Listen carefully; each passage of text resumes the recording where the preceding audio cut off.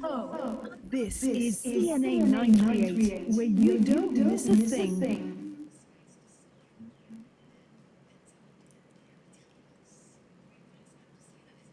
This is Stanley Leong, and welcome to Money Mind on CNA 938. These are disruptive times for businesses and business leaders, shaking organizations really to the core and forcing them to reassess leadership in disruptive times.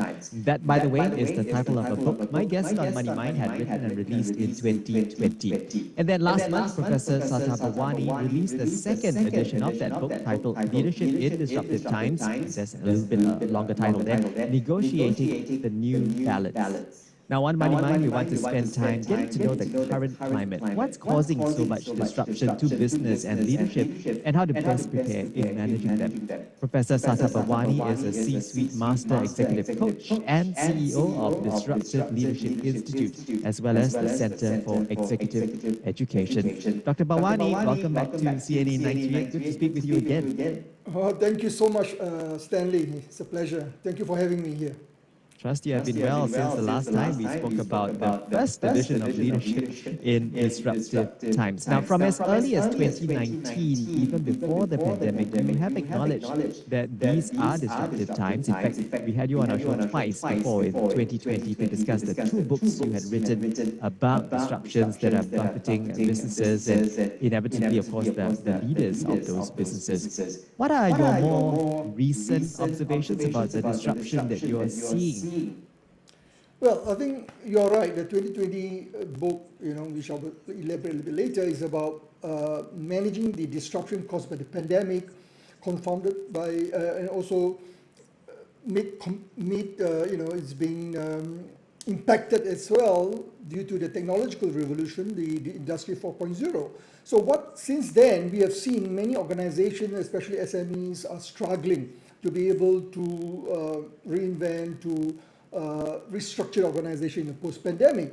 So, and rightly so, because we can see more disruption. And in a survey that we did, global survey, in first half of last year, we asked 529 CEOs and C-suite leaders globally in North America, Middle East, Africa, Europe, and the question, and of course Asia Pacific. And the question was, what do you see are the possible disruption in the coming years, and how are you managing them? So we are seeing 6 mega trends of disruption that are going to happen. One is, of course, climate change. We hear this, everyday news, in documentary, and the other, of course, is the current what's going on, the geopolitical tension, and I'll talk about that a little bit later. The U.S., China, the South China Sea conflict, then of course the new world order, globalization, business nationalism, and then of course the demographic shift. That's another disruption. You can see baby boomer retiring in a big droves, and then you have the Gen Y taking leadership. There's a leadership deficit there, and then your Gen Z coming in with a different expectation, and of course the interesting thing is the impact of the disruptive, innovative technology, such as the ChatGPT, or what you call generative AI, artificial intelligence, which is impacting almost all industry. And of course, metaverse, AR, VR, ER, and the other Web 3.0. And my book covers all that. And lastly, Stanley, don't be too complacent thinking that the pandemic is over, COVID-19. The WHO Director General issued a warning a week ago that we do not know how the COVID-19 is going to evolve, and we are seeing the emergence of new variant, and there's impact. Even Singapore is not spared. We've seen about last month where there's a spike in number of cases because of the variant. And more important, we need to be prepared for more pandemic, because there will be other, for example, H5N1, the bird flu. And there are reports in other parts of the world, and even in US, during the pandemic, the COVID-19 pandemic, US suffered tremendously. And we have in Vietnam, China, and others. So we need to be wary. So these are some of the 6 mega trends of disruption that we are seeing, the powerful global forces that are coming together. They're going to impact how we live, how we work. And by the way, it's going to impact all countries, all sector industry, all company organization, and most importantly, going to impact workers, individuals. So we need to be prepared. And how do we learn to cope with this? And leaders' role is very important to navigate these challenges. Yeah, looks like corporate leaders have their work cut out. In fact, it's going to be more complex. I mentioned earlier on how this is a VUCA world, but I think it's increasingly more and more VUCA to some degree, if you can put it on the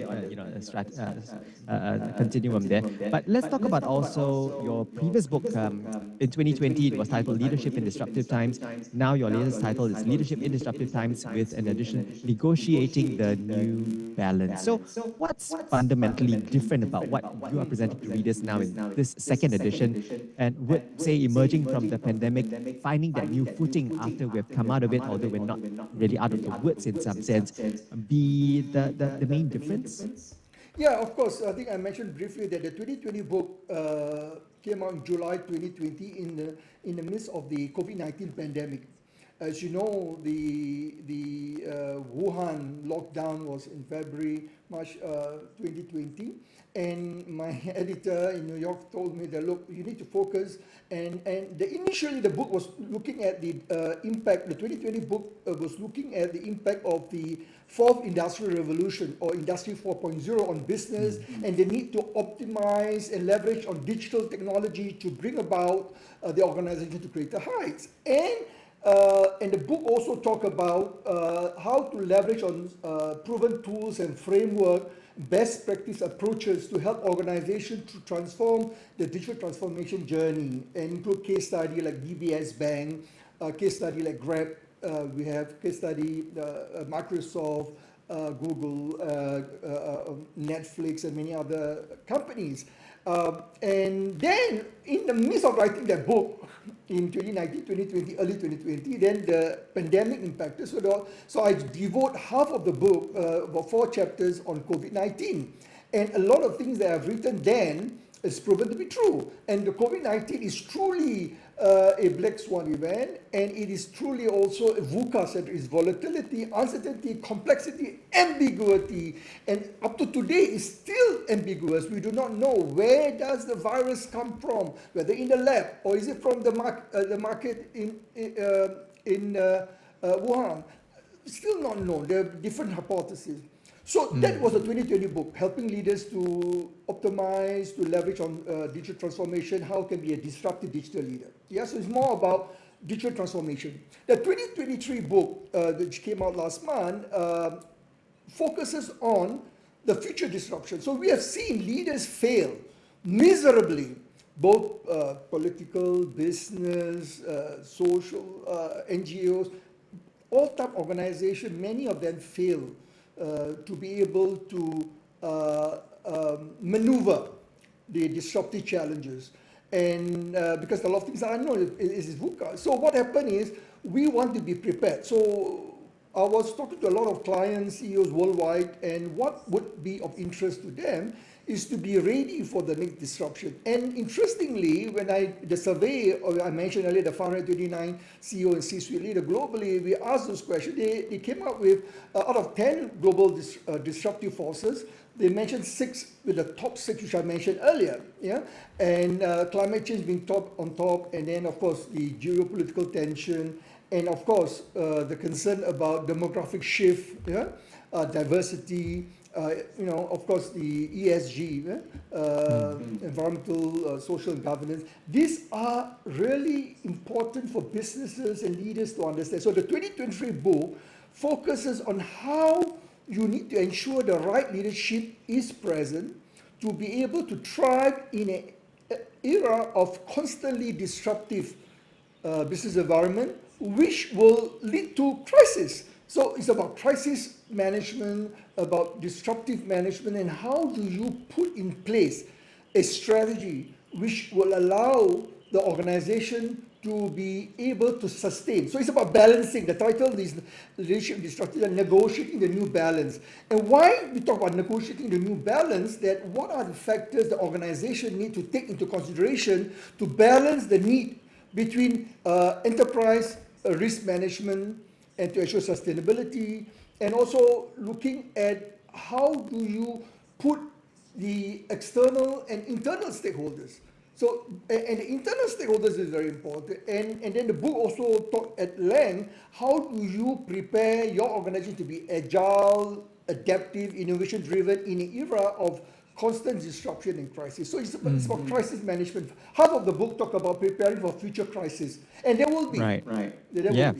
for sure. It's not the be-all and end-all with COVID-19. I'm sure there are a lot more lined up as well. But interesting you talk about agility because even in your midst of writing the book back in 2020, you had to quickly, pivot. Again, I like to use that cliched word, pivot, because you suddenly had to dedicate one whole chunk of that book, the first edition, to talking about COVID-19 while it was still unfolding as well. So agility, I think it's very core and critical in leadership, isn't it?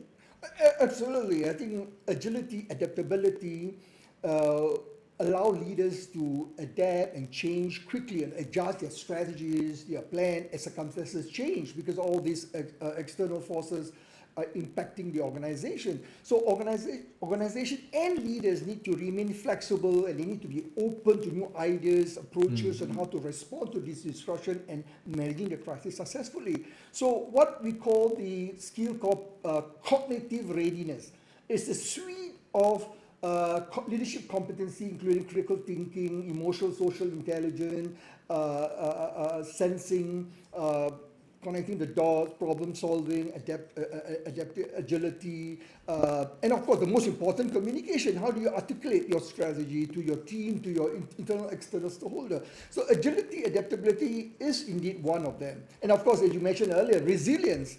Because what is important, resilience here refers to the ability to bounce back and from setback and remain determined, remain focused instead of the challenges.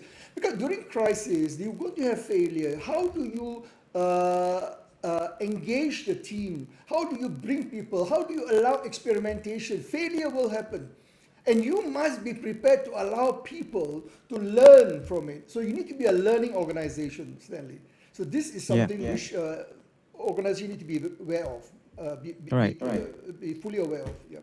Don't waste a learning opportunity like failure, which presents itself. Professor Sata Bawani is my guest on Money Mind right now. He is a C-suite master executive coach and also CEO of Disruptive Leadership Institute and Center for Executive Education. We are also turning the pages of Leadership in Disruptive Times, Negotiating the New Balance. This is the second edition of that book that was first written in 2020. So it's got the 2023 updates here. It's a refreshed version that we are trying to understand more of what's been put into that book. So, all right, so leadership definitely isn't a walk in the park. I think we all know that. And I liken it to almost like, this whole series of hurricanes or cyclones that are lined up outside over sea, and they're going to be, heading our way, leaving a trail of devastation in its path. Talking about that, I mean, we recently had Hurricane Mocha that went through Myanmar and Bangladesh, and then now we're talking about Guam also being hit by cyclones. So would you say that that's a good way of looking at disruptions to business, disruptions to leadership, that all these are going to be coming our way? How then do we prepare ourselves for landfall?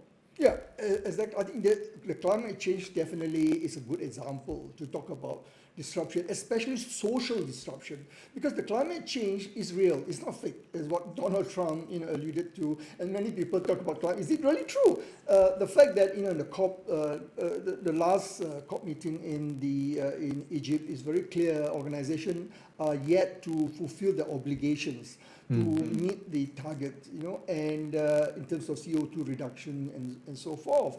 But severe weather can have a very impact on the social disruption in the sense that you can see there could be injuries, it's called the severe weather, right? And then you have even mental health impact, people are struggling.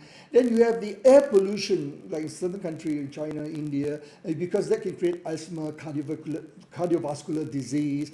And then you have, of course, you have water quality, water supply, which could come up with, can impact certain countries where you can have even cholera, you have harmful algae bloom, and lastly, environmental degradation, where you talk about forced migration because of forestation and so forth. So there are many. And of course, you're talking about climate change is only one. Okay, this you talk about hurricane, heat wave, drought, fire, rise in temperature, extreme weather. This is only one, and this we are experiencing now. We are flooding places where we never imagined. Australia, in the US, Italy, in Africa. yeah, Exactly. Italy, in Australia, it's becoming so frequent. But Stanley, we talk about there's only one part of the the climate change, but there are others. The technological disruption. That is happening right now. You look at ChatGPT, the generative AI, many people are struggling, even educational institutions. Students are finding it easy to provide answers. And it's a challenge. As an adjunct professor in various universities, we are grappling with this impact. How do we look at metaverse in retail, in tourism? How do you look at AI, AR, augmented reality, VR, virtual reality, and the mixed reality? And how do you get all this together? And lastly, of course, Web 3.0, leveraging on blockchain technology. And blockchain technology is superb. Unfortunately, it's underutilized. And the sad thing is that people associate blockchain with cryptocurrency. Cryptocurrency is only one application of blockchain, but there are other in supply chain, in healthcare, in financial, huge application. So all this is going to disrupt. And are we ready for it? Professor Bhavani, I will disrupt you for a little bit because we've got to go for the news. But when we come back, we're going to be talking about those critical skills that are needed for leaders in these disruptive times. Stay with us. Professor Sata Bhavani is a C-suite Master Executive Coach and CEO of Disruptive Leadership Institute and the Center for Executive Education.